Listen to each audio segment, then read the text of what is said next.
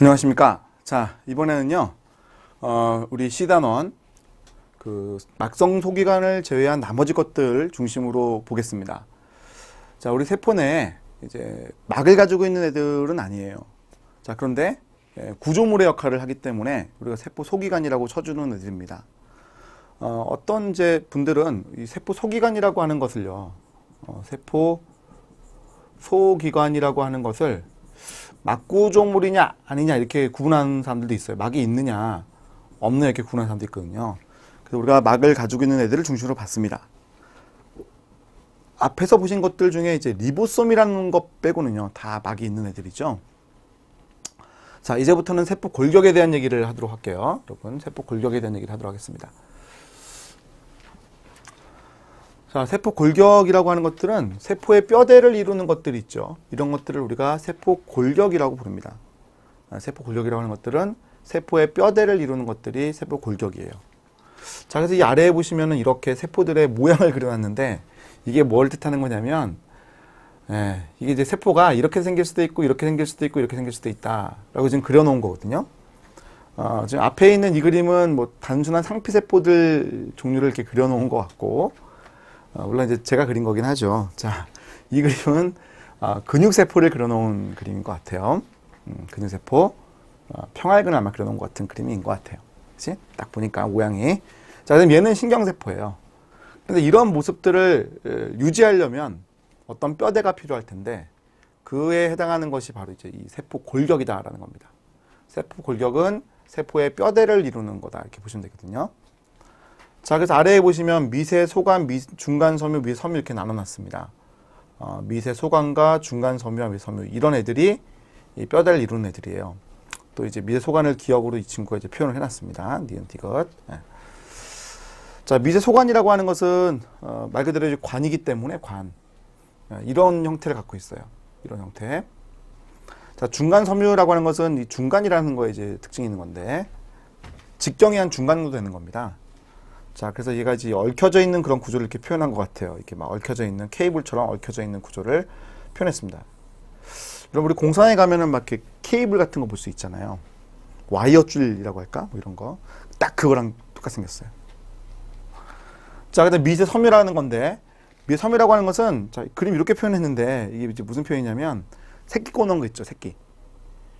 우리 그 조선시대 때 그 돌새들이 새끼 꼬잖아요. 그거랑 비슷하게 생겼어요. 자, 그래서 이런 애들이 이제 세포를 구성하는데 어디를 이제 이루는지 한번 잠깐 이제 그림을 보자면, 자, 이게 미세 소관입니다. 형태를 보세요. 미세 소관. 자, 그 다음 얘는 이제 액틴이라고 하는 걸로 이루어져 있는 미세 섬유. 액틴은 단백질로 이루어져 있는 미세 섬유. 액틴 섬유 또는 미세 섬유라고 부릅니다. 자, 인터미디에이트 필라멘트 중간 섬유. 자, 이런 애들이 어디에 있는지를 이제 볼 건데, 자, 그림 다음 장. 자, 보세요. 자, 이런 관의 형태로 되어 있는 애들 있죠. 관의 형태로 되는 미세 소관. 자, 이 미세 소관이라고 하는 애들은 세포의 형태를 유지하는 겁니다. 세포의 중앙 부분부터 뻗어나가 있는 거예요. 자, 우리가 이렇게 이제 사각 정육면체를 제가 그려가지고요. 세포라고 표현해 봅시다. 그럼 이 중앙쯤에 있어요. 중앙쯤에. 요한 중앙쯤에 있습니다. 그럼 이게 쫙쫙 뻗어 있죠. 미세 소관이라는 애들이 쫙쫙쫙. 자, 그래서 이 중앙쯤에 있는 애를 우리가 중심체라고 불러요. 중심체. 중심체에서 미세 소관이라는 애가 쫙쫙 뻗어가지고 형태를 만들어요. 그래서 세포의 모양을 전체적으로 크게 유지하는 것을 바로 이 미세 소관이 담당하고 있습니다. 지금 그게 표현된 걸까요? 잘 보시면은 여기 얘가 제일 잘 보이는데 여기 요 가운데쯤에 중심체가 잘 보이고 있거든요, 여러분. 보시면 여기가 좀 하얗게 보일 거예요. 그죠? 하얗게 보이는데 이 가운데 부분이 중심체예요. 그래서 그 중심체로부터 뻗어나가 있는 모습이 나오는 거죠. 자, 두 번째는 미세 섬유인데, 미세 섬유는, 자, 이게 그림이 빨간색이 미세 섬유인데 이게 새끼 꼬아듯이 되어 있잖아요. 자, 이런 애들이 세포막의 아래쪽에 존재해서 세포를 이렇게 감싸듯이 되어 있는 거예요. 그러니까 세포를 감싼 게 아니라 세포를 안에서 감싼 거죠. 세포를 안에서 감싼 거예요. 그러니까 우리 이제 모습을 보게 되면 요 안쪽에 이렇게 이제 이 면들이 있죠. 이 면들의 안쪽으로. 자, 이 면들의 안쪽으로 이렇게 들어가 있는 모습이 보이는 게 특징인 거예요. 자, 그 다음에 이제 중간 섬유인데, 중간 섬유라고 하는 애들은 핵막 아래쪽에 들어있어요. 핵막 아래쪽. 핵막 아래쪽에 진하게 지금 들어있는 모습 보이죠? 자, 이렇게 케이블처럼 생겼다고 그랬죠? 제가 와이어줄처럼. 자, 이런 게 특징이에요. 미세 소관, 미섬유, 중간 섬유. 자, 우리 이거 어떻게 생겼는지 아셔야 되고요. 어떻게 생겼는지 아셔야 되고, 어디에 있는지 아셔야 되고. 자, 미세 소관이라고 하는 애들은 튜블린이라는 단백질로 이루어져 있습니다. 튜블린이라는 단백질로 이루어져 있고요. 튜블린 단백질이 처음에는 이제 알파, 베타가 이제 존재를 따로따로 하고 있다가 단량체였다가, 단량체, 따로따로 떨어져 있는 단량체로 존재를 했다가, 일단 둘이 이제 붙어요. 그래서 이합체를 만들고, 이합체가 만든 애가 빙글빙글빙글 돌아가듯이 붙어 나간다는 거죠. 이걸 이제 우리가 미세 소관이 중합되는 모습으로 이렇게 표현을 해요. 세포 내부의 지지 구조가 되는 거죠. 세포질 안쪽에 퍼져 있기 때문에 어떤 도로망과 같은 역할을 하고 있어요. 신호의 망이죠. 도로의 망, 신호의 망. 신호가 왔다 갔다 하는 역할을 하는 거예요. 말 그대로 도로입니다, 여러분. 말 그대로 이게 도로예요.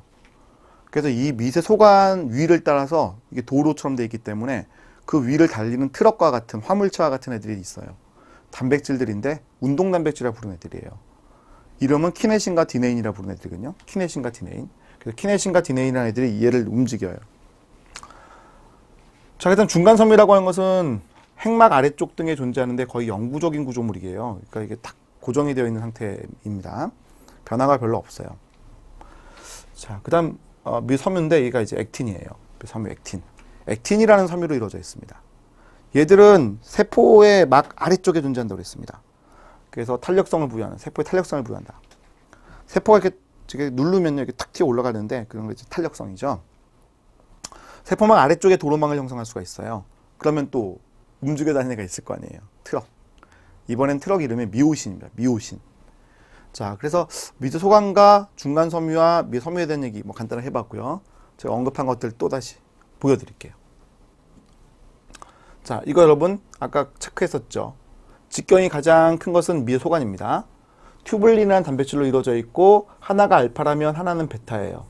그래서 그 둘이 먼저 붙죠. 알파와 베타 먼저 붙어요. 그럼 이합체, 즉 일양체를 만들어서 빙글빙글빙글 돌아가듯이 만들어진다라는 겁니다. 그럼 이 가운데쯤부터 만든다고 했을 때 이쪽으로도 이렇게 붙어나가기 시작하고 이쪽으로도 붙어나가기 시작해서 이렇게 말리고 이렇게 말리는 일이 발생합니다. 그때 빨리 붙는 쪽을 우리가 플러스 엔드라고 부르고 느리게 붙는 쪽을 마이너스 엔드라고 불러요. 이것은 액틴 섬유라고 하는 미섬유도 마찬가지여서 얘는 액틴이라는 단백질로 이루어져 있는데 이 가운데쯤부터 이렇게 붙어나가고 이렇게 붙어나갑니다. 그때 플러스 마이너스라고 이제 표현하거든요. 그래서 빨리 붙는 쪽을 플러스, 늦게 붙는 쪽을 마이너스 엔드로 표현하게 됩니다. 빨리 붙는 쪽을 플러스, 늦게 붙는 쪽을 마이너스 엔드. 그런데 얘는 이제 그 방향성이 되게 중요한데 얘는 좀 중요하진 않아요. 왜냐하면 우리 아까 이 미세 소관이라고 하는 것은 중심부로부터 빠져나온다고 그랬잖아요. 자, 여기 보시면은 제가 이 중심부터 빠져나온다고 그랬죠. 자, 요거 제가 중심체인 거 뒤에 하나 보여드릴게요. 자, 여기 중심체라는 게 아까 있다고 그랬어요. 중심체. 중심체 안에는 중심립이 들어있습니다. 이게 이제 중심립의 모습이죠. 중심립은 요런 애가 이렇게 두 개가 연결되어 있어야 돼요. 이렇게 요거 하나하고 요거 하나하고 이렇게 연결되어 있거든요. 이렇게. 이게 중심립이에요. 이 하나하나가 이 미소관으로 이루어져 있는 게 특징입니다. 중심립, 중심체. 그럼 여기서부터 미소관이 뻗어갖고 만들어지게 되는데 이 빠져나오는 쪽을 플러스 엔드라고 보고 요 빠져나오지 않는 쪽을 마이너스 엔드라고 봐요. 그래서 도로가 여러분 도로가 정해져 있어요. 우리 서울에서 뭐 부산으로 간다 생각해 봅시다. 부산에서 서울로 온다. 그럼 우리가 상행선, 하행선 뭐 이렇게 표현하잖아요. 서울 기점으로 얘기하면 이거 하행선, 상행선 이렇게 얘기하잖아요. 그렇죠? 자, 그런 것처럼 얘가 만약에 중심체인 이 부분이 만약에 서울이라고 생각한다면 이쪽을 이제 부산이라고 생각해 봅시다. 그럼 이게 이제 하행선이 될 건데 이쪽으로 움직이는 차가 있어요. 그걸 이제 키네신이라고 불러요. 이쪽으로 움직이는 차가 있어요. 그걸 우리가 키네신이라고 부릅니다. 반면에 상행선으로 움직이는 차가 있어요. 이걸 이제 우리가 디네인이라고 부르는 거예요. 그래서 키네신과 디네인이라고 하는 단백질들, 운동 단백질들이 이 위를 이제 뛰어다닌다는 거죠. 저 위를 뛰어다녀요. 키네신과 디네인이라고 하는 애들이 저 위를 뛰어다닙니다. 자, 여기 보시면은 이 산모라고 하는 것도 디네인이라는 단백질을 갖고 있거든요. 그래서 그 단백질이 마이너스 방향으로 이동하게 돼 있죠. 여기 보면 마이너스 방향으로 이동하는 그림들을 표현하게 될 거예요. 자, 우리가 이런 것들을 이제 뒤에 가서 보고 하고 일단은 다시 앞으로 돌아갈게요. 좀 왔다 갔다 해서 죄송한데 제가 도로라는 걸 좀 설명드리고 싶어서 또 플러스 마이너스 이런 걸 설명드리고 싶어서 좀 봤습니다. 자, 이거 의미 이해 가시죠? 의미.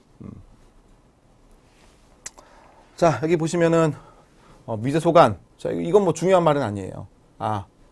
튜블린이라는 배치로 이루어져 있구나. 요거는 이제 중요하죠. 요건 아는 게 중요하고, 미세 소관, 미섬유. 뭐 역시 또 뭐 크게 중요한 내용은 아니에요. 근데 이게 중요하죠. 액틴이라는 걸로 이루어져 있구나. 자, 중간 섬유. 역시 또 중요한 건 아니에요. 그런데 이게 중요하죠. 케라틴이 관여할 수도 있고, 라민이라는 게 관여할 수도 있습니다. 라민. 케라틴은 세포 질 쪽에 존재하는 애들이고요. 라민은 핵막 아래쪽에 존재하는 애들이고요. 자, 역할들이 뭘까? 이거 알아볼 필요가 있습니다. 세포의 모양을 유지한다. 세포 모양을 유지한다. 세포 이동. 선모와 편모를 구성한다라는 표현. 이거 아셔야 됩니다. 선모와 편모. 자, 세포를 염색체 이동을 일으킨다. 그럼 방추사 들어보셨습니까? 방추사. 아까 그림으로 잠깐 보긴 했는데. 방추사. 자, 세포 소기관에 이동하는 통로다. 도로의 역할을 한다고 그랬죠. 미세 소관의 특징입니다. 세포 소기관들은 세포질에 있었잖아요. 그 세포질에 있는 세포 소기관들이 움직여 다니는데 그때 도로 따라 움직이는 거예요. 미세 소관이란 도로가 있고 그 도로 따라 움직이는 겁니다. 자, 미세 섬유에 대해서 이제 본다면 세포의 모양을 유지하는데 장력의 견진 요소, 세포 모양의 변화를 일으킨다. 특히 이제 요것과 관련했죠. 위족, 가짜 다리를 내놓는 것, 또는 미세 육모, 미세육모라는 걸 이룰 때 그때 이와 같은 이제 미세 섬유가 중요한 역할을 합니다. 자, 그다음 근육의 수축. 우리 근육을 얘기할 때 이 미세 섬유에 대한 얘기가 나올 거예요. 세포 분열할 동물 세포에 분열할 때, 이건 동물 세포에 분열할 때 함입이 되는 거죠. 이건 동물 세포 분열할 때 좀 얘기를 보도록 하겠습니다. 세포를 이동은 거의 안 물어보는 편인데 세포 안에서 물질이 이동하는 데에도 미섬유가 필요해요. 미섬유가 떠다녀요. 세포질 안을 떠다닙니다. 둥둥둥 떠다니는데 그걸 이제 유동현상이라고 부르는 겁니다. 자, 중간 섬유라고 하는 것은 핵막층 형성한다. 이거 아시면 돼요. 이거. 네. 자, 그래서 미세 소관과 미섬유와 중간 섬유의 특징들을 여러분이 정리해서 아셔야 되고 그림들이 이제 뒤에 나오니까 뒤에 가서 하나씩 이제 보도록 합시다. 자, 이 친구가 따로 정리해 놓은 거죠. 여러분 캠벨 책을 중심으로 아까 방금 제가 밑줄 그어둔 것들 정리한 거예요. 이 친구가 중요하다고 제가 말한 것들 적은 건데 약간 쓸데없는 말도 적어놨어요. 자, 이거 니은은 이거 미세 섬유죠. 지금 미세 섬유죠. 중간 섬유네요. 중간 섬유를 적어놨네요. 그죠? 이건 중간 섬유. 자, 그 다음 이게 그럼 미세 섬유겠죠. 미세 섬유. 캠벨 교재. 아까 보셨던 표 있죠. 그거 그대로 적어놓은 거예요. 자, 이거 누구예요? 그림 보면 누군지 알아야 됩니다. 미세 소관이죠. 미세 소관입니다. 자, 그래서 이 미세 소관에 해당하는 얘가 뻗어 있는데 얘를 우리가 방추사라고 보죠. 방추사라고 하는 것은 미세 소관이 수십 개 붙어 있는 애들을 미세 소관 수십 개가 엮여져 있는 거를 방추사라고 부릅니다. 근데 방추사는 각 동물들마다 다 갖고 있어요. 동물세포, 뭐 식물세포, 진해세포들이라면 이 방추사를 다 내놔가지고요. 염색체를 이동시키는 데 작용하는데 그때 미세 소관이 몇 개로 이루어졌냐가 다 달라요. 어떤 애들은 한 개로 이루어져 있는 애들도 있고 어떤 애들은 여러 개로 이루어져 있는 애들도 있습니다. 중요한 점은 방추사는 미세 소관으로 이루어져 있다는 사실을 아는 겁니다. 자, 세포가 분열하려고 하는 거예요. 자, 세포가 분열하려고 합니다. 자, 세포가 분열하려고 하는데 자, 그때 이 세포가 분열하기 전에 DNA를 복제했어요. 원래 염색체라고 하는 것이 이렇게 생겼는데 이걸 복제했으니까 염색체가 이렇게 생겼거든요. 양쪽에 이제 복제가 된 모습이거든요. 그럼 이 세포가 이제 분열을 하려고 할 때, 야, 우리 염색체를 나누자, DNA를 나누자라는 겁니다. 자, 그래서 중심체라고 하는 것으로부터 각각 방추를 뿜어가지고 이렇게 연결시켜가지고 양쪽으로 당기는 모습이에요. 이거 이제 결국 분리가 될 겁니다. 얘들이 분리가 되면은 이렇게 분리가 되고 이렇게 분리가 되면 양쪽 방향으로 이제 이동해야 할 거라는 거죠. 이렇게요. 자, 그때 이 방추사라고 하는 것을 내놓는 곳이 바로 이 중심체입니다. 중심체에 있는 쪽을 마이너스 엔드, 바깥쪽을 플러스 엔드라고 부르는 거죠. 그럼 이쪽 염색체 쪽에 붙는 쪽을 이제 플러스 엔드라고 부르는 거죠. 이게 뭐와 같다고 그랬어요, 제가? 도로와 같다고 그랬죠. 그 도로를 따라 움직이는 트럭이 있었어요. 키네신과 디네인. 그럼 이 염색체를 어느 쪽으로 움직여야 되죠? 이 염색체를 어느 쪽으로 움직여야 돼요? 이걸 끊어가지고 이쪽으로 이동시켜야 되는 거니까 디네인이 트럭이죠. 여기서 움직이는 트럭은 화물차는 저 디네인이에요. 디네인이 염색체를 붙잡고 끌고 가는 거죠. 이 도로를 따라가는 겁니다. 이 끌려가면 이제 도로가 점점 사라집니다. 그러면서 어떻게 돼요? 완전히 염색체가 나눠지게 되는 거죠. 그러면 세포가 둘로 분열한다고 했을 때 양쪽이 똑같은 염색체를 가지게 되는 거죠. 염색체는 이렇게 생긴 모습이 염색체인데 이거를 복제해서 만든 게 이런 모습이죠. 염색체 구조는 우리가 세포의 분열 파트 염색체의 구조에서 자세하게 배울 거고요. 이 복제된 염색체입니다. 복제 염색체를 나누는 모습이에요. 방추사. 지금 나눠지는 모습이 보이시죠? 이렇게 나누죠. 지금 보시면 여기 끌고 가는 거 보이시죠? 끌려가고 있습니다. 여기에 누가 있어요? 디네인이 있겠죠? 자, 그 다음 편모와 선모에 대한 얘기를 해보겠습니다. 편모와 선모. 편모와 선모. 앞에 그림 제가 왜 넘어갔냐면 이거는 미세 섬유 때문에 보여드린 그림이에요. 우리 세포막 할 때 봤으니까 제가 넘어가 버렸습니다. 자, 세포막 아래쪽에 존재하거나 미세 섬유는요. 자, 그 다음 선모와 편모를 이룬다라고 했을 때 이거는 미세 소관의 또 얘기죠. 미세 소관. 미세 소관. 정자의 편모, 기관지의 선모. 정자의 편모는 파동운동한다. 이거 회전운동이 아니라 이거 잘못 적었어요. 이 친구가. 노적기 운동.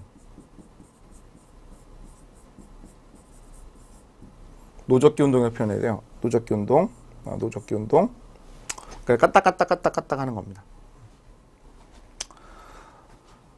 자, 보면은 정자의 편모는 파동운동하는 거죠. 이렇게 헤엄치듯이 움직이는 거고요.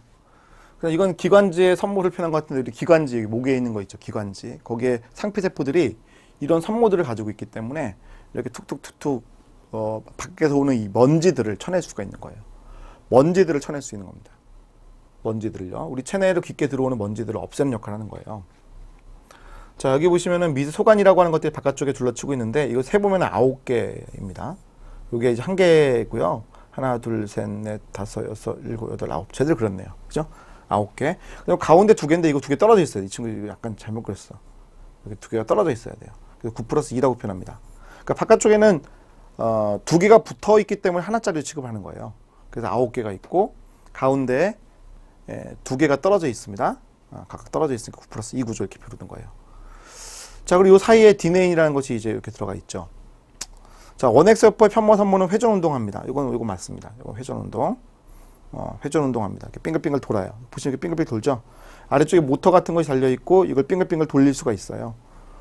자, 원액세포의 편모 선모는 플라겔린 단백질로 되었다고 우리가 배웠죠. 플라겔린 단백질. 다른 점입니다. 다른 점으로 여러분 아셔야 됩니다. 자, 다음 그림 얘기를 해봅시다.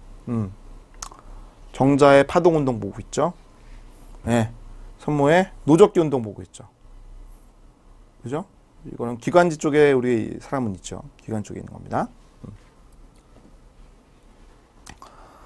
자, 우리 사람의 편모의 경우에는 파동운동 한다고 그랬는데 가운데 보면 이제 바깥쪽 미소관이 이합체를 이루어가지고 9개가 있고요. 안쪽에 있는 중앙 미소관은 2개가 떨어져 있지 않습니까? 그래서 9 플러스 2 구조라고 한 겁니다. 여기 보시면 9 플러스 2 구조. 자, 여기 빨간색 있죠? 여기 디네인이에요. 디네인은 마이너스 엔드 쪽으로 이동한다고 그랬습니다. 그럼 마이너스 엔드 쪽으로 이동을 하게 되면 휘죠. 자, 지금 보세요. 고정이 안 되어 있는 거라면, 이건 이제 고정이 안 되어 있는 걸 보여주거든요. 고정이 안 되어 있는 거라면 이 디네인이 마이너스 쪽으로 이동하기 때문에 플러스 마이너스 쪽 이동해 가는 모습이란 말이에요. 근데 이게 고정이 딱 되어 있으면 얘가 일로 이동하고 가고 싶은데 얘가 고정이 되어 있으니까 휠 수밖에 없습니다. 이걸 이제 우리가 파동운동이 일어난다, 노적기 운동이라고 표현한 거였죠.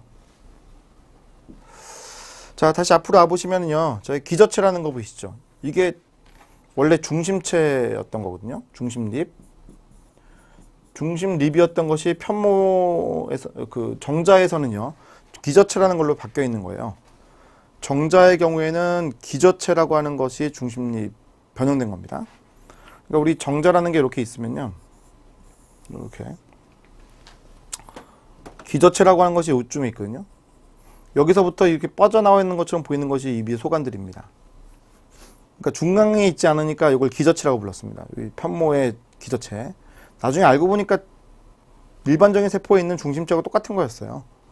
그런데 이름 바꾸지 않은 겁니다. 자, 그래서 기저체, 베이절 바디라고 부르는 애가 있는데 이거는 선모 또는 편모에 존재하는 9개 이합체예요.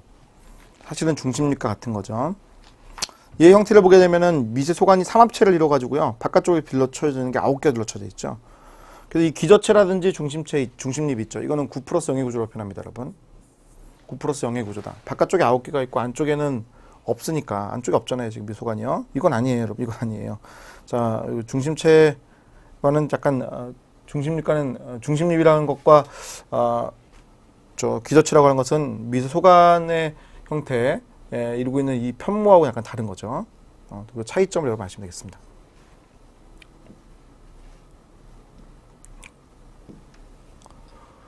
자, 그래서 여기 보시면요. 중심체 미대소관의 합성기구예요. 동식물 세포에 모두 존재합니다. 중심립 동물에 존재하죠. 9 플러스 0의 구조. 기능 정확하게 없어요. 이건요. 없어요. 중심체에서 미소소관이 만들어 나오는 거예요. 근데 중심립이 중심체 안에 있으니까 우리가 중심립부터 빠져나온다 이렇게 표현하기도 하는데 사실은 이제 이 기능은 없어요. 그럼 시험 문제 중심립으로부터 미소소관이 나온다라고 알아 어떻게 하느냐? 일단은 안 나오겠지만 그렇게 중심체로 나오겠지만 혹시 그렇게 물어보면 맞다고 하십시오.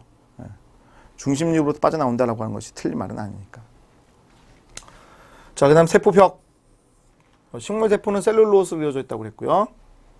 물 보관 시 용이하다. 물이 막 세포 안으로 들어갔을 때 보호한 역할을 하죠. 즉 저장에서 안 터지게 하는 역할을 했었죠. 자, 세포의 기질, 이건 이제 동물 세포들이 가지고 있는 거죠. 바깥쪽에 콜라겐이라든지 또는 프로테오글리칸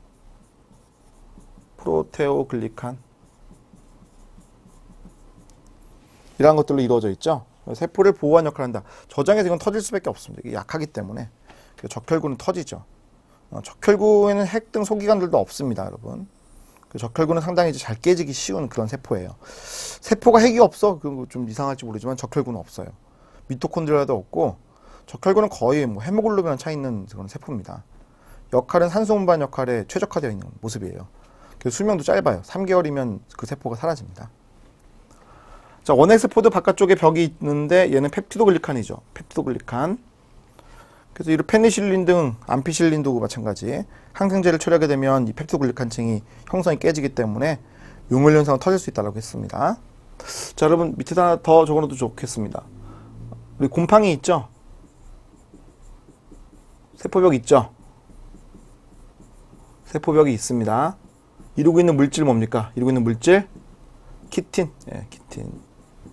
그래서 곰팡이도 물이 많은 환경 속에서 살 수 있죠. 예, 그럼 우리 축축한데 막 축축한 습기 많은 지역에 곰팡이 있잖아요. 가능할 수 있어. 왜? 얘를 세포벽이 있으니까 저장액 속에서 안 터지잖아요. 그 저장액 속에서 터지는 것은 동물 세포만 저장액 속에 터지네요. 지금 보니까. 그러면 저장액 속에 터지는데 왜 이렇게 약하게 지어놨을까? 동물은 세포들이 우리 몸 있잖아요. 세포들이 우리 몸에 있는 물 속에 잠겨 있는데 그 물이 등장액으로 유지가 돼요. 그러니까 적혈구라고 하는 것도 혈액 안에 들어있잖아요. 혈액 안에 적혈구가 있잖아요. 혈액이라는 것 자체가 등장액이에요. 우리 동물은 우리 몸을 구성하는 성분 자체를 등장액으로 만들 수 있는 능력이 있기 때문에 굳이 사실은 세포벽이 필요 없습니다. 다른 애들은 필요합니다. 등장액이라는 것을 만들 수 있는 게 없으니까 계속 물이 흡수가 되니까 터질 수밖에 없어요. 그래서 좀 귀찮더라도 그걸 만들 수밖에 없습니다. 동물 세포가 훨씬 더 발달된 세포라고 볼 수 있습니다. 자, 이번에는 연접에 대한 얘기를 하도록 하겠습니다. 여러분. 연접. 세포들 간에 붙여놓았을 때 그 붙여놓는 연접 부분에 대한 얘기를 하도록 할게요. 세포들 간에 인접한 부분들 연결시켜 놓은 것. 먼저 동물 세포들 얘기를 하고 식물 세포들 얘기를 하고 이렇게 할 텐데 동물 세포들을 먼저 보게 되면 간극연접이라는 것도 있고요. 데스모조움이라는 것도 있고요. 그 다음 밀착연접이라는 것도 있습니다. 밀착연접이라고 하는 것도 있습니다. 이렇게 이제 세 가지가 있죠. 자, 먼저 간극연접을 이제 보게 되면 간극연접은 물질이 통과하는 통로의 역할을 합니다. 그래서 이렇게 6개의 코넥손이라는 단백질이 있어요. 막한 단백질 이름이 이제 코넥손이거든요. 코넥손. 그래서 이 코넥손 단백질을 통과해가지고 이렇게 물질이 들어오고 나갈 수가 있는데 세포들 간의 물질을 교환하는 통로로 쓰는 거죠. 두 세포가 동일한 세포라면 똑같은 물질 쓸 거고 네가 필요한 것은 나도 필요하고 하니까 서로 주고받고 하기 위해서 이런 통로를 만들었다고 볼 수가 있습니다. 자, 데스모즘은 못으로 고정시킨 것처럼 세포를 고정한다. 이렇게 양쪽에 이렇게 탁 박아가지고요. 이 세포들을 고정해 놓은 거예요. 양쪽에서 못 박듯이 박아 놓은 건데, 마치 이제 이게 어떻게 생긴 모습이냐면, 여러분, 요 밀착원점은 좀 이따 보여드리고, 요게 이제 데스모점이 되어 있는데요. 데스모점에 케라틴이라는 단백질이 이렇게 빠져나와가지고 이렇게 나가잖아요. 이렇게요. 요 부분에서 이게 새끼를 꼬듯이 이렇게 엮여 있어. 새끼를 꼬듯이. 그래서 이 부분이 고정이 되어 있는 모습인 거죠. 이 부분이 고정이 되어 있는 모습이에요. 오케이? 데스모점. 이 갭정션 참 볼품없게 그려놨죠. 이게 지금 통로라는 건데, 그지? 참 볼품없게 그린 것 같아요. 요거 캠벨 교재에 있는 그림인데, 요거는 좀 더 약간 잘 그려놨어. 잘 보시면은, 여기 간극연접이 잘 보이시죠? 간극연접. 이 구멍이 뚫려있는 가운데 보이십니까? 구멍 가운데 이게 살짝 뚫어놨는데. 물질들이 왔다 갔다 할 수 있게끔 만들어 놓은 거예요. 반면에 이 데스모점은 보시면 여기 케라틴이 박혀있는 모습이, 양쪽에서 케라틴이 박혀있는 모습인데, 가운데 좀 보세요. 가운데 이거 딱 연결되는 거 표현했죠. 딱 엮이는 걸 표현하는 거예요, 그림이. 자, 그 다음 밀착연접입니다. 밀착연접은 두 세포를 밀착시켜 놓는 역할을 하는 게 밀착연접이에요. 자, 밀착연접이라는 것이 있기 때문에 이 세포 사이로 물질들이 들어오는 게 안 되니까 튀어나간다 이렇게 돼 있죠. 특히 소장의 상피세포가 이런 모습을 갖고 있어요. 여러분, 이게 소장 상피세포거든요. 우리 소장은 음식물을 먹은 다음에 음식물이 흡수되는 통로인데, 그때 흡수가 될 때 필요한 것들만 흡수를 하고 나머지 필요 없는 것들은 그냥 그대로 내려보내서 대변으로 밖으로 버리잖아요. 근데 이 세포 사이로 막 물질들이 막 들어오면 되겠습니까? 안 되잖아요. 그래서 이런 밀착연접을 가지고 있죠. 그래서 모든 세포가 밀착연접을 가지고 있는 건 아니지만, 세포들 간에 그 세포들을 연결시켜가지고 어떤 물질의 통로, 세포 사이로 물질이 들어오는 어떤 통로 역할을 하고 싶지 않다면 저 같은 밀착연접을 통해서 막아놓은 거예요. 밀착연접은 크게 두 가지 역할이 있어요. 세포 사이로 물질이 못 들어오게 하는 역할과 이쪽 부분과 이쪽 부분을 이제 구분하는 역할을 하는 거죠. 이게 이제 어떤 장벽과 같은 역할을 하는 거니까 이쪽 부분 달라지죠. 마치 이게 휴전선 같지 않아요, 여러분? 그래서 이쪽 부분과 이쪽 부분이 다른 역할을 하는 겁니다. 이쪽 부분에서 물질을 갖고 들어왔어요. 세포 안으로요. 이쪽 부분 밖으로 내보내요. 그래야 내가 물질을 체내로 흡수할 수가 있거든요. 다른 역할을 하는 것들을 위치시킨다는 거죠. 여기에 있는 단백질, 수성 단백질들은 세포 안쪽으로 물질을 갖고 들어오게 하고, 여기에 있는 수성 단백질들은 세포 밖으로 물질을 나가게 하는 거예요. 이 단백질이 유동성이 있으니까, 세포막 유동성이 있으니까 이렇게 해서 이거 통과해서 가면 되겠어요? 안 되겠어요? 안 되겠죠. 이쪽까지 가면 어떻게 돼? 이거 나가겠죠. 오히려 물질이 밖으로 나가는 일이 발생할 수 있을 거 아닌가. 그거를 막는 역할을 한다고 보시면 되거든요. 자, 이쪽 정한 거 볼까요? 밀착연접이죠? 세포를 밀착시켰어요. 동물의 상피세포입니다. 상피세포의 극성성과 관련이 있다. 밖에서 안으로 들어오는 역할을 하는 거예요. 세포 사이 공간을 막는 역할을 한다라는 거죠. 그래서 보세요. 이게 소장의 내강인데, 소장의 안쪽에 있는 그 포도당, 내가 필요한 성분이 갖고 들어와줘야 되거든. 들어오기 위해서는, 내강과 접하는 면인, 우리가 정단면이라고 부릅니다. 정단면과, 그 다음에 이쪽 안쪽과 접하는 면인 기저면 부분에서 수송이 달리 일어나야 돼요. 세포 안으로 갖고 들어오고, 세포 밖으로 빼내야 되는 일이 일어나야죠. 자, 여기 보세요. 정단면이라고 하는 곳에서는 세포 안으로 포도당 갖고 들어오고, 기저면이라고 하는 이 밑에 부분에서는 세포 밖으로 내보내야 한다는 거야. 그러니까 여기에 있는 수송단백질과 여기에 있는 수송단백질이 다르다는 거죠. 자, A라고 하는 것은 밀착연접이고요. 밀착연접이 B와 C의 이동과 불합리적 흐름을 방지해서 본기능 수행을 확실하게 한다. 지금 참 공무원답게 적었네요. 그죠? 네? 벌써 이게 싹이 딱 보여요. 자, 안쪽으로 들어오게끔 유도하는 역할을 하는 겁니다. 이해가요? 뇌혈관 장벽이라는 것도 있습니다. 뇌혈관 터지면 안 되잖아요. 사실은 보호층이 다 있어요. 밀착연접이 있기 때문에 물질을 왔다 갔다 마음대로 못하게 해놨어요. 뇌혈관 터져도 안 되고, 뇌혈관을 통해서 물질들이 마음대로 들어와도 안 되는 거니까 사실은 이렇게 보호하는 역할들을 더 잘해놨다고 생각하시면 되겠습니다. 자, 반면에 식물세포라면, 자, 앞에 그림이에요, 여러분. 원형질 연락사라는 걸 가지고 있습니다. 원형질 연락사의 긴 통로예요. 원형질 연락사. 그래서 똑같은 역할을 합니다. 간극연접처럼 세포 간의 물질 수송하는 역할을 하거든요. 자, 매우 긴 실처럼 보이니까 원형질 연락사라고 불렀어요. 자, 이건 이제 우리 교재에 있는 그림이고, 원형질 연락사.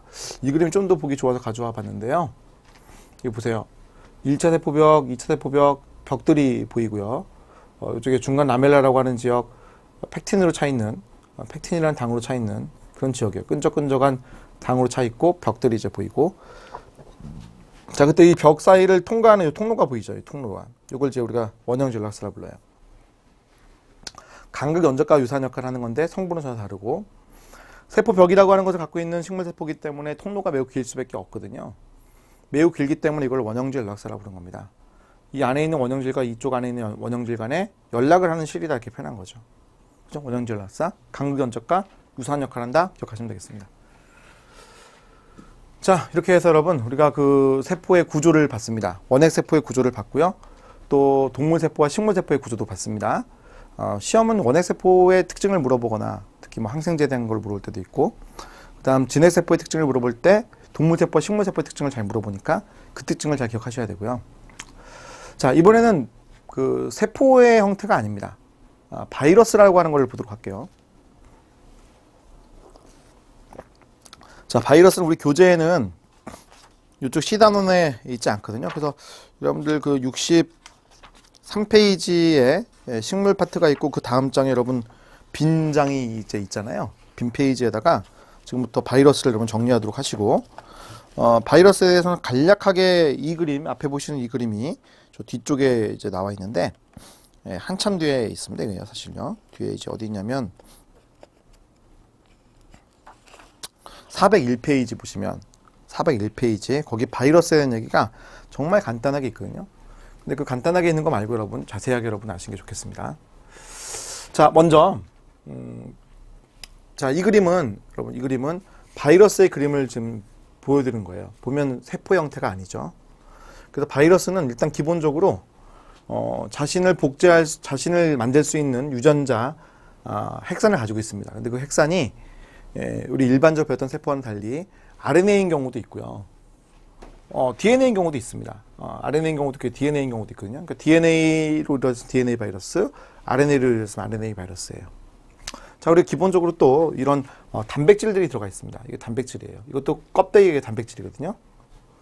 자, 그런데 어떤 애들은 그 단백질 외에 바깥쪽에 이런 외피가 있기도 합니다. 외피. 특히 동물성 바이러스라고 하는 애들이 이런 외피가 많이 있어요. 외피. 인질 이중충으로 들어있는 이런 외피, 당단백질이 들어있죠. 자, 여기도 이제 바이러스의 모습인데 얘는 DNA하고요. 바깥쪽에 단백질로 이루어진 모습이에요. 자, 이게 이제 바이러스의 모습입니다. 자, 그럼 이제 특징들을 제가 좀 이제 말씀드리고, 일단 그림만 보여드렸으니까 이런 애들이 어떤 특징이 있는가 이런 얘기를 주로 한번 해보도록 할게요. 자, 먼저 제가 바이러스에 대한 얘기를 이제 하겠습니다. 바이러스에 대해서 먼저 특징을 먼저 얘기해 드릴게요. 첫 번째, 절대적 기생체입니다. 절대적 기생체. 바이러스는 생명체도 아니고 무생명체도 아닌 것 같은데 생명체로 많이 봐줘요. 단 숙주세포라고 하는 자신이 간염할 대상이 있는데, 숙주세포의 간염 시에만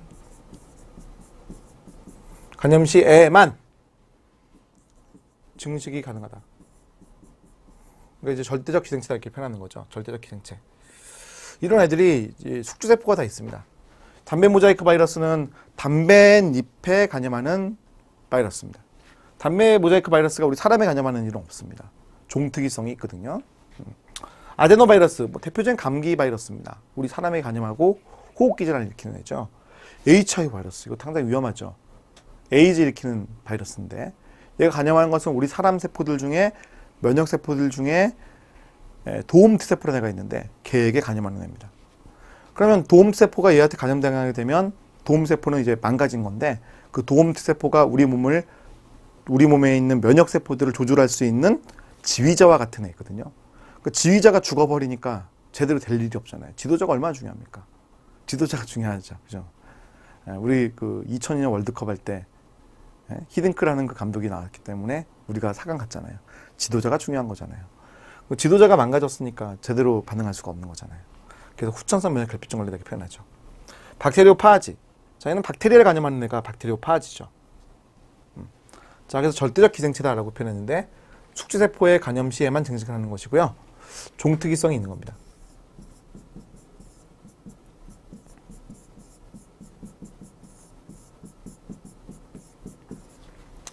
뭐 대표적인 예를 들면은 HIV 바이러스, 휴먼 이뮤노디피션시 바이러스라고 하는 HIV 바이러스는 이거는 사람의 도움 T세포에 감염한다. 이게 특징이거든요. 도움 T세포에 감염한다.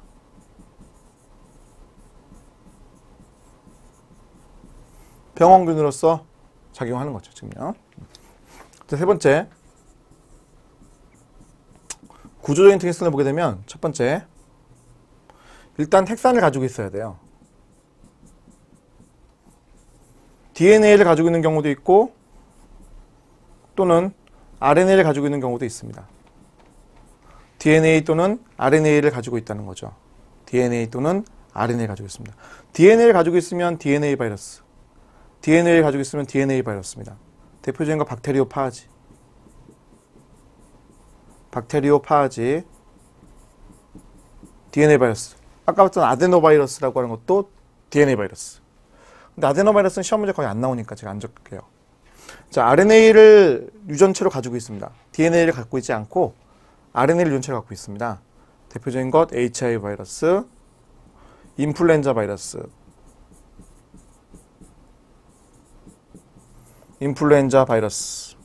앞으로 이제 인플루엔자라고만 적을게요.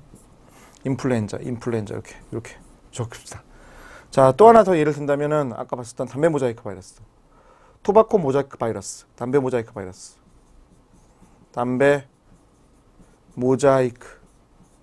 바이러스, 토바코 모자이크 바이러스. 이런 애들 RNA로 이루어져 있죠. 자, 그다음 단백질이 바깥쪽으로 들어추고 있습니다. 이 단백질들은 DNA와 RNA를 보호하는 역할을 할 뿐만 아니라 핵산을 이제 보호하는 역할을 할 뿐만 아니라 다른 애들 있죠. 숙주에 간염할 때 쓰이는 표지자예요. 그러니까 숙주 간염 시에 필요합니다.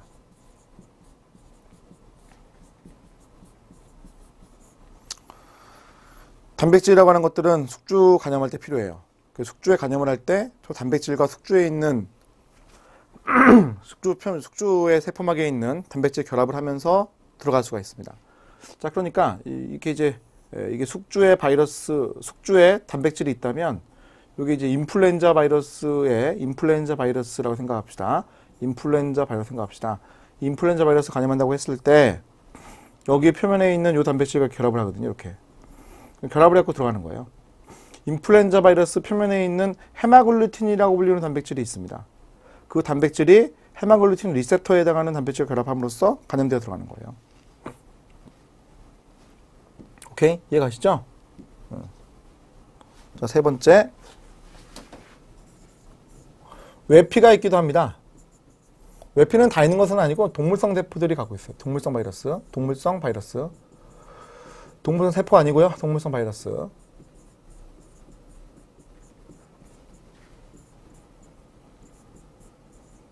동물성 바이러스가 가지고 있습니다. 여기 인지질이죠. 인지질과 단백질로 이루어져 있습니다. 역시 여기 단백질이 그 역할을 합니다. 이 단백질이 핵산을 보호하는 뿐만 아니라 보호 역할을 할 뿐만 아니라 뭐 한다고요? 숙주세포하고의 간염시 필요하죠. 숙주 간염시 필요합니다.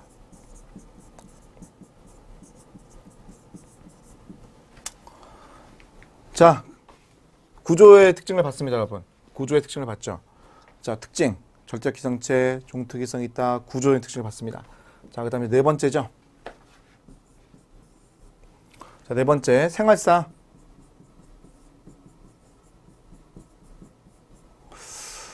뭐, 일단, 바이러스가 간염하게 되면 숙주에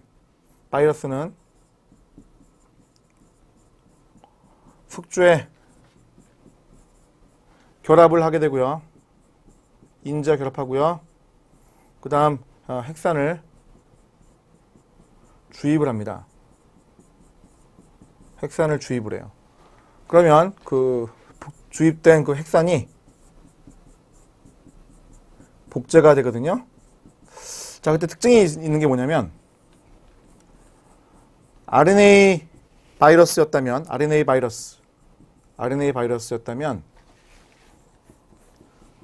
자신의 효소를 가지고 증식을 하고요. 자신의 효소로 복제를 하고요.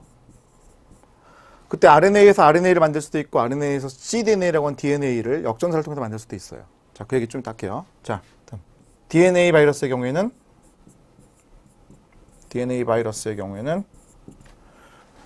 숙주의 효소를 사용해서 숙주의 효소를 복제합니다. 이 특징이에요. 자, 그래서 어쨌든 늘린다는 거죠. 숫자를 늘려요. 자, 그 다음 세 번째는요. 단백질 합성이 시작하고요. 자신의 단백질 합성이 시작하는 거죠. 자신의 단백질 합성이 시작하고 그 다음 만들어 놓은 그 핵산과 조립을 합니다. 이제 핵산과 단백질들을 이걸 이제 조립을 하는 거예요. 조립. 자, 그 다음에 어떻게 돼요? 방출되어 나오는 거죠. 방출. 자, 이런 방식으로요. 바이러스라고 하는 애가 자신을 증식할 수 있습니다. 이해가세요? 자, 그러면 이 생활사의 모습을 우리가 조금 다른 것들을 가지고 얘기를 한번 해보도록 할게요. 자, 첫 번째 박테리오 파지에 대한 얘기를 하도록 하겠습니다. 자, 그럼 우리가 지금 몇 가지 볼 건데 시험 문제 나오는 것은 얘네 세 개거든요. 얘네 세 개를 가지고 얘기를 할 거예요. 첫 번째 박테리오 파지에 대한 얘기를 해보도록 합시다. 자, 얘는 지금 박테리오 파지입니다. 얘는 지금 박테리오 이 말을 생략하기도 하고요. 파지 또는 파지라고 그냥 부릅니다. 이렇게 생겼죠. 자, 보세요. 생활사 생각을 해보시면 알아요. 자, 파지가 자신의 DNA를 주입하죠. DNA만 들어갑니다. DNA만 들어가요. 자, 파지라고 하는 것은 두 종류가 있어요. 하나는 용원성 생활사를 거친 애와 하나는 용균성 생활을 거친 애가 있습니다. 따로 정리해 드릴게요. 자, 일단 먼저 얘 보세요. 자신의 DNA를 집어넣었죠. 들어왔어요. 들어온 다음에 자신을 증식합니다. 누구의 효소를 가지고요? 이 숙주, 이 대장균 있죠. 이 세균의 유전 단백질들을 가지고요. 자신을 증식을 합니다. 그리고 숙주를 이제 망가뜨려요. 숙주를 이제 깨면 이 숙주의 DNA는 깨버리고 자신을 증식시키고 단백질을 만들어서 증식한 모습이죠. 단백질을 자기 안에 증식을 했잖아요. 이 숙주세포 증식을 했죠. 그 다음 방출. 용균성 생활사예요. 용균성 생활사. 자, 그런데 어떤 파지는요. 간염하게 되면 갖고 들어왔죠. 자, 그랬을 때 이 DNA를 숙주의 DNA에 집어넣는 경우도 있습니다. 이걸 이제 프로파지라고 불러요. 프로파지. 숙주의 DNA 집어넣는 경우를 우리가 프로파지라고 부릅니다. 그럼 프로파지가 되면은 이제 세포가 분열할 때마다 2배로 늘어나요. 그래서 얘는 가만히 앉아갖고 자기를 증식시킬 수가 있는 특징이 있어요. 더 나쁜 놈이지? 더 나쁜 놈이야. 안 죽였을 뿐 이거 끝까지 가잖아요. 그죠? 더 나쁜 놈이야. 자, 그러다가 이 숙주의 상태가 안 좋아져요. 건강 상태가 안 좋아져요. 그러면 배신을 때리는 거예요. 배신을 때립니다. 프로파 갖고 있다가 빠져나와요. 그리고 다시 용균성을 하는 거죠. 이렇게 할 수가 있어요. 자, 이게 더 무서운 놈이에요. 자, 제가 정리를 좀 해드릴게요. 자, 박테리오 파지라고 하는 걸 지금 방금 봤는데, 자, 우리가 이제 박테리오 파지를 봤습니다. 박테리오 파지를 봤어요. 자, 박테리오 파지라고 하는 애들은 두 종류가 있을 수 있습니다. 하나는 온건성 파지라는 것이 있고,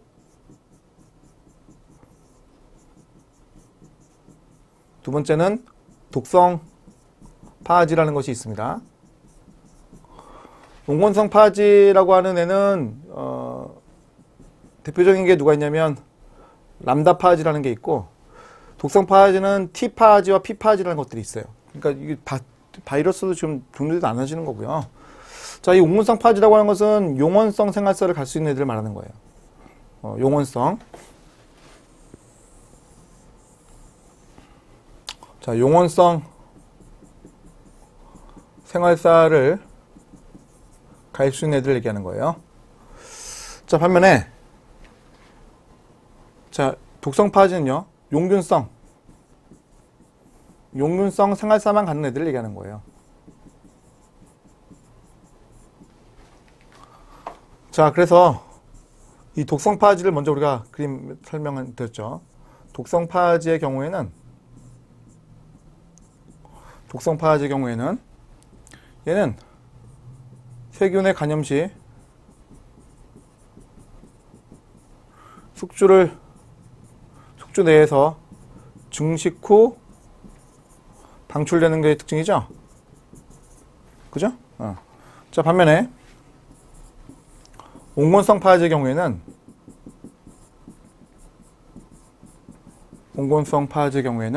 세균이 감염을 했을 때 숙주의 DNA 내로 바이러스의 DNA를 삽입시킬 수 있는 게 특징입니다. 이렇게 삽입된 DNA를 그 파즈 뭐라 불러요? 프로파지. 그럼 프로파지라고 부르는 거죠. 프로파지. 자, 프로파지 형성한 다음에 이제 숙주의 건강 상태가 안 좋아지면 숙주 세포 증식 시 함께 증식이 일어나는 모습이었고, 그러다가 이제 숙주의 상태가 안 좋아지면, 숙주 상태가 악화가 되면 어디로 가요? 용균성 생활사를 하는 거예요. 용균성 생활사. 넌 이제 죽었고 나는 살고 이렇게 되는, 이렇게 하는 애가 옹곤성 파지입니다. 알겠죠? 박테리오 파지라고 하는 애에 대한 특징을 여러분이 아셔야 되고, 옹곤성 파지, 독성 파지 다른 게 있는데, 근데 옹곤성 파지와 독성 파지가 각각 어떤 생활사를 겪는지, 그리고 어떤 의미가 있는지를 여러분이 아시면 좋겠습니다. 오케이? 자, 뭐 이거 이상 여러분 어렵게 나오기는 어려워요. 그지? 자, 이번에는 얘는 인플루엔자 바이러스라는 거의 특징인 것 같아요. 자, 인플루엔자 바이러스라고 하는 애가 지금 보시면 얘인데, 얘가 이제 이 표면에 있는 헤마골리틴의 단백질을 가지고 이 표면에 있는 단백질과 결합을 해서 들어와요. 그러면 자신의 그 RNA가 있는데, 그 RNA는 자신의 효소를 가지고 RNA를 복제를 해냅니다. 이렇게요. 자, 그래서 복제한 그 RNA는 상보적이기 때문에 또다시 그 RNA를 이용해서 또다시 복제를 합니다. 그러니까 복제를 2번을 거쳐가지고 자기 걸 만드는 거죠. 무슨 말인지 가시죠? 이거. 자신의 RNA가 있으면 A, U, C. 그러면 복제를 하면 UAG 이렇게 만들었죠? 그럼 자신의 걸 다시 만들어야 되기 때문에 복제가 된 이 RNA를 주형으로 써가지고 다시 자신의 RNA를 만드는 겁니다. A, U, C 이렇게 이런 식으로. 알겠죠? 네. 자, 그러면 이제 자신의 RNA를 다시 만든 거예요. 다시 만들어서 조립을 해서 나오는 거죠. 그죠? 이게 특징. 자, 보면은 이 숙주세포가 갖고 있는 세포막을 이렇게 이용해가지고 빠져나오는 모습이죠. 그 숙주세포의 세포막을 이용해서 자신의 외피를 만듭니다. 네. 그런 게 인플루엔자 바이러스 특징입니다. 자, 인플루엔자 바이러스의 특징 제가 정리를 좀 해드릴게요. 자, 이번에는 인플루엔자 바이러스의 특징입니다. 인플루엔자. 자, 독감 바이러스. 우리가 소위 이제 독감 바이러스가 부르냅니다. 자, 두 번째. 자, 얘는 구성을 보게 되면 내부에 8개의 RNA 분절이 들어있고요. 8개 RNA 분절이 들어있습니다. 자, 그 다음 바깥쪽에 이제 단백질이 있고요. 바깥쪽에 이제 캡시드가 있고요. 그 바깥쪽에 보게 되면 이제 외피가 있는데, 이 외피는 이제 인지질과 단백질로 이루어졌다고 했어요. 이 단백질이 두 종류가 있는데, 하나가 헤마글루틴이라는 게 있고, 헤마글루티닌이라는 게 있고요. 약어로 하면 이게 H. 자, 그 다음 유라미다제라는 게 있는데, 여기 약어로 하면 이제 N이에요. 그때 H라고 하는 것은 16종류가 있고, 여기 이제 9종류가 있어서, 우리가 독감 바이러스라고 하는 것을 구분할 때, H1N1형이다. 이런 식으로 신문지상에 떠듭니다. 이건 신종플루. 이건 신종플루라고 하는 독감이 몇 해 전에 유행을 했는데, 그죠? 자, 이게 상당히 또 위험했던 걸로 알려져 있습니다. H1N1형, 이런 거 이제 신종플루. 신종플루. 자, 그 다음 세 번째. 자, 이 독감 바이러스라는 것이 감염되게 되면 감염 시 RNA를 주입하게 되는 거고요. 그럼 주입되면 이 RNA를 복제하죠. RNA를 이제 복제를 하고, 단백질을 합성을 해가지고요.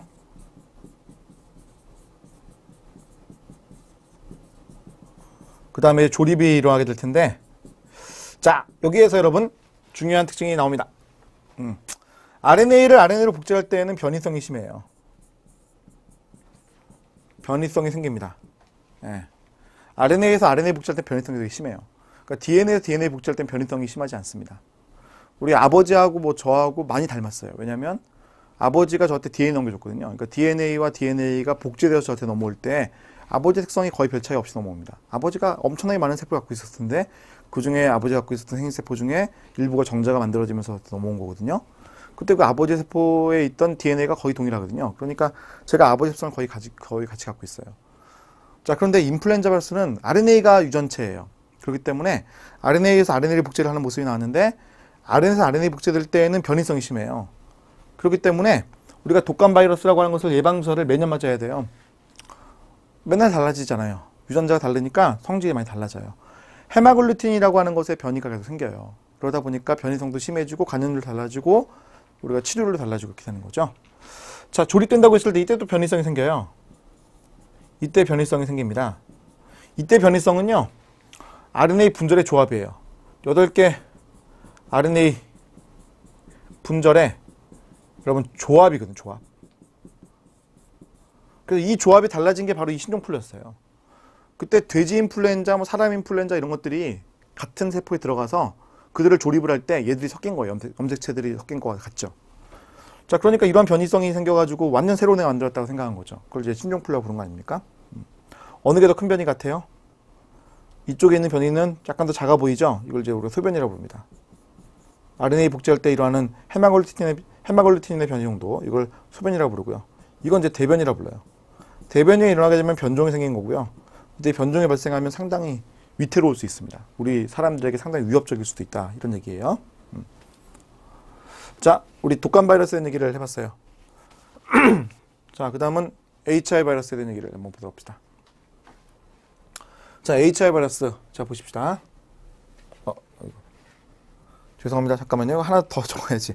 자, 조립을 했어요. 그럼 이제 빠져나와야죠. 5번 여기다 적게요. 5번. 저 5번 여기다 적게요. 이거 다음에 일로 갑시다. 5번.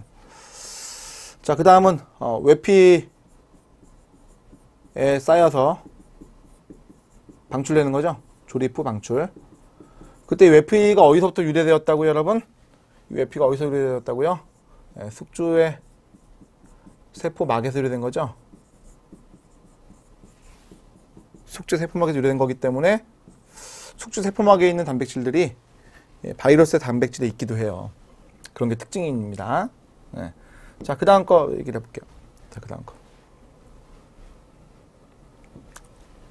자, 이건 HIV 바이러스. HIV. 휴먼 이뮤노 디피전시 바이러스입니다. 자, 보시면은 여기 RNA 바이러스거든요. RNA 바이러스인데 얘가 특징이 뭐냐면 HIV는 레트로바이러스라는 것의 한 종류인데 레트로바이러스라고 하는 것들이 좀 특징이 있어요. 여기 보시면 이 녹색으로 보이는 거 있죠. 이게 역전세 요소거든요. 역전세 요소. 이 역전세 요소를 갖고 있어요. 이런 애들이. 역전세 요소를 갖고 있기 때문에 역전사하는 거니까 RNA로부터 DNA를 만들거든요. RNA로부터 DNA를 만들어요. 이거 지금 보시면 밑에 게 DNA예요. 그럼 DNA를 가지고 또다시 DNA를 만들죠. 한 가닥을 DNA로 다시 한 가닥을 만듭니다. 그럼 얘를 집어넣어서 삽입을 해요. 숙주세포에 DNA 삽입을 합니다. 프로바이러스. 아까 우리 프로파지라는 거 봤었는데 비슷해요. 그래서 박테리오 파지처럼 집어넣습니다. 그럼 집어넣고 여기서부터 이제 RNA 전사해가지고 다시 조립을 하죠. 단백질 조립을 하고 세포를 통해서 방출합니다. 더 나쁜 놈이죠. 제일 나쁜 놈. 아까도 용원성에서 나쁜 놈이라고 했잖아요. 아예 들러 앉았죠. 예? 이 도움세포라고 하는 것을 완전히 그냥 공장으로 만들었죠. HIV 공장을 만드냅니다. 나쁜 놈이에요. 자, 특징들 제가 또 정리를 잠깐 해드릴게요.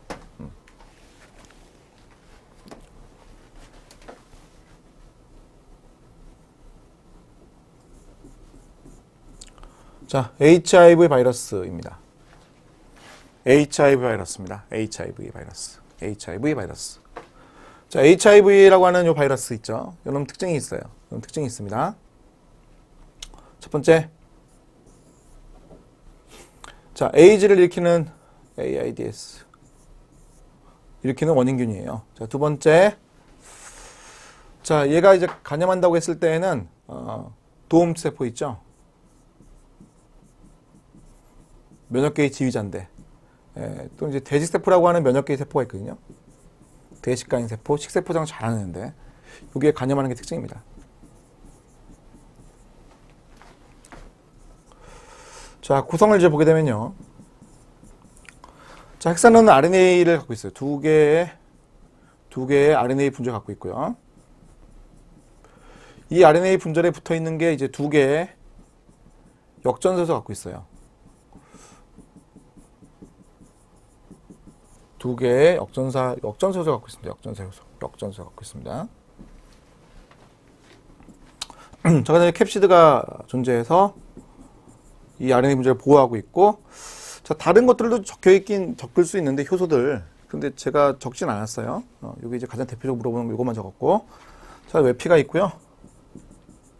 외피는 인지질과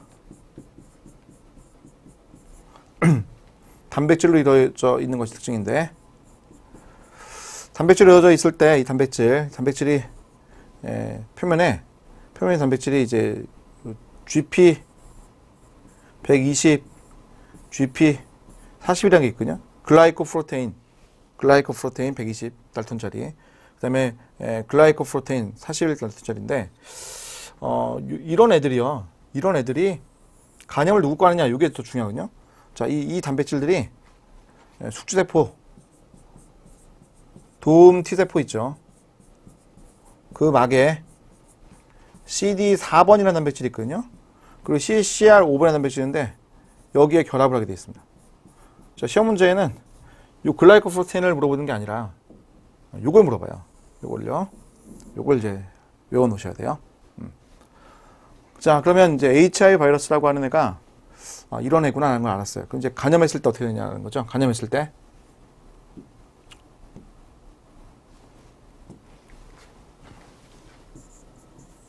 자, 간염했을 때 첫 번째. 자, 먼저 헥산을 주입하죠. 헥산 RNA를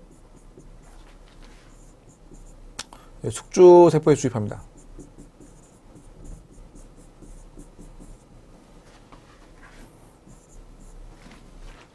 자, 헥산을 숙주에 주입을 합니다. 자, 그리고 이제 주입된 요 상태, 헥산을 이제 주입한 요 상태에서 RNA를 역전사합니다. 그래서 만듭니다. DNA. 자, 이거 RNA로 만들어진 DNA를 우리가 컴플리멘터리 DNA라고 표현해서 cDNA라고 표현해요. RNA에서 역전사 요소를 가지고 만드는 상태, 이걸 이제 cDNA라고 표현한 거죠. cDNA. 자, 이거 누구의 효소예요? 당연히 HIV 바이러스의 효소입니다. 자, cDNA 만들었어요. 그럼 저 cDNA를 숙주 바이러스의 cDNA죠. 저 cDNA를 숙주의 DNA에 삽입을 하죠. 그럼 이 과정에서 만들어진 것을 우리가 뭐라고 불렀어요? 프로바이러스라고 불렀죠. 자, 이 과정에서 변이성이 생깁니다, 여러분. 이 과정에서 변이성이 생기는 겁니다. 그래서 HIV도 변이성이 심하기 때문에 고치기가 쉽지가 않아요. 쉽지가 않죠. 근데 요즘 워낙 개발을 많이 해가지고 우리가 쉽게 또 지지도 않아요. 그래서 사람의 수명이 한정적이잖아요. 제한적이잖아요. 그래서 사람에게 그냥 천수를 누릴 정도로 우리가 치료를 많이 개발해 놨어요. 그러니까 변이성이 심하긴 심한데 어느 정도 우리가 대응책들은 거의 다 있는 거예요. 요즘은 불치병이라고 보지 않습니다. HIV는 만성질환이다 이렇게 표현하죠. 병과 함께 살아간다 이렇게 생각합니다. 자, 그럼 프로바이러스라는 게 만들어졌죠. 그럼 프로바이러스로부터 전사가 되어서 이제 RNA가 생성이 되고요. 단백질이 생성이 되는 거죠. 그 다음에 어떻게 돼요? 외피에 쌓여가지고 방출이 될 수가 있겠죠? 외피에 쌓여서 방출될 수가 있습니다. 자, 이때 이 외피라고 하는 것은 어디서 유래된다고요? 숙주 세포의 막에서 유래된 거죠. 오케이? 이해가세요? 네. 자, 이렇게 해서 HIV의 생활사라는 것도 봤습니다. 그 특징들 여러분 잘 기억해 주시고 인플루엔자 바이러스라고 하는 것에 대한 특징, 변이성이 있다는 것도 잘 기억해 주시면 되겠습니다. 변이성은 RNA로부터 RNA가 만들어지거나 또는 이제 RNA로 DNA가 만들어지는 역전사가 일어나거나 또는 이제 염색체들의 조합, 재조합이나 이런 조합에 의해서도 생길 수가 있다는 걸 알아놓으시고 그때 큰 변이는 염색체의 조합인데 그것은 인플루엔자 바이러스 경우였죠. 그래서 인플루엔자 바이러스 어떻게 보면 더 무서울 수 있어요. 변종이 생겨나면 HIV보다 더 무서울 수도 있습니다. 변이성에서 본다면 그게 더 크기 때문에 그렇습니다. 자, 이렇게 해서 우리가 이제 뭐 다 얘기를 한 것 같아요. 자, 우리가 세포의 구조에 대한 얘기를 하면서 바이러스에 대한 얘기도 해보았는데 바이러스에 대한 구조적인 특징이라든지 뭐 이 바이러스 자체에 대한 특징도 우리 시험에 잘 물어보거든요. 그 특징을 여러분 잘 기억하시고 문제를 접근해 보도록 하세요. 우리 문제풀이 강의에서 여러분 더 추가적인 얘기들을 더 해드린 것도 있으니까 그런 것들을 다 참고하셔가지고 보시면은 여러분이 실력이 쭉쭉쭉 올라가실 거예요. 자, 세포 구조 파트는 여러분 시험 문제 되게 잘 나오는 파트입니다. 한 문제, 두 문제, 뭐 세 문제까지 나올 수 있는 그런 파트이기 때문에 여러분들이 이 파트를 잘 정리해 놓으셔야 되겠습니다. 자, 이렇게 해서 우리 C단원에 대한 얘기를 마치도록 하겠습니다. 수고하셨습니다.